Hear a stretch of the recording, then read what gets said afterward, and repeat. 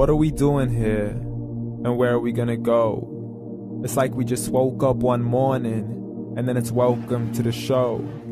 Don't ask any questions, just go with the flow. Make as much money as you can, and try your best not to get broke.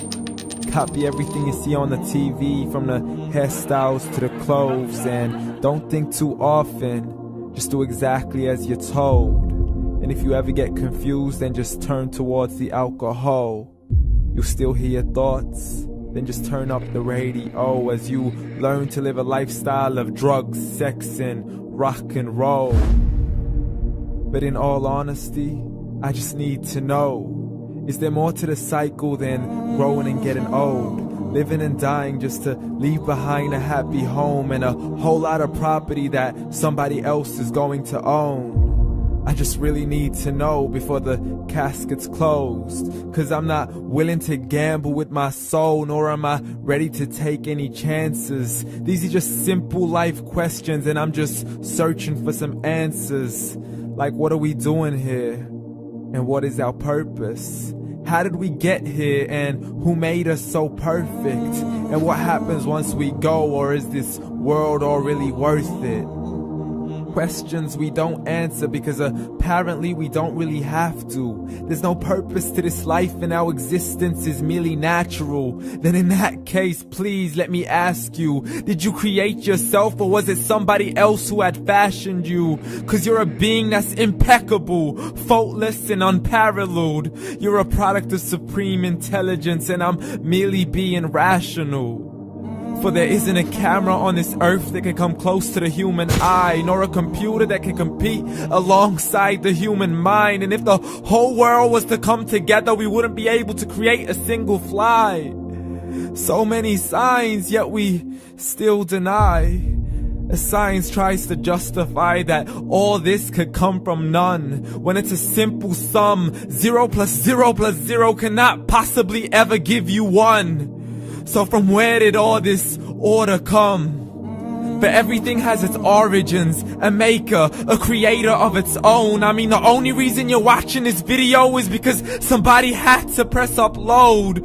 So we can believe in the Big Bang, but I'd rather believe in He who caused it to explode. Allah, the creator of everything along with every single soul. The ever-living, the master, the only one who is in control. Unlike his creation, beyond our imagination. And no, he's not a man, nor does he have any partners in association. He's on his own. And no, he did not ever leave us alone. Just like every manufacturer, he left us with an instruction manual.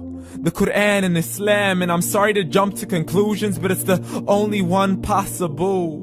The only definition of God is the one and only supreme being. It's logical, a book with 0 contradictions, with miracles that are both scientific and historical, all revealed over 1400 years ago.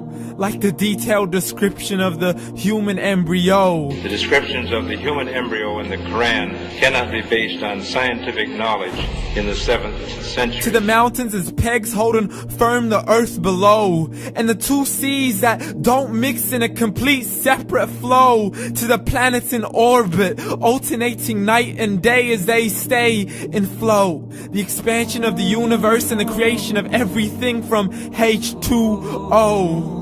To the stories of the past and the preservation of Pharaoh. To identifying the lowest point in the land where Persia defeated Rome. The gushing fluid that created man in the glands between the ribs and the backbone. And not a word has changed, it's still the same. So please explain how all this was known over 1400 years ago.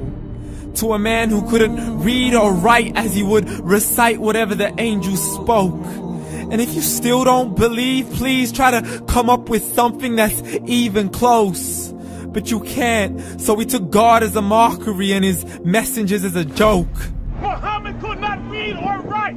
How's somebody who can't read or write gonna start a religion? Dismissed his scriptures as legends and tales of the ancient folk, as we live life according to our whims, desires, and hopes. saying this life is the only home we will ever know. We will live then die, then simply turn to bones. YOLO! Correction, after the grass dies, the rain arrives and it regrows, and Allah promises to do the same thing to your very soul and bring you back from your very fingertips to your toes, as the all-seeing supreme being watches us so close, and we are surely being tested in our wealth, our health, and our self, and everything that we've been blessed with. So believe, for we will surely be resurrected and be brought back to our Lord and account for every single deed, as He hands us our books and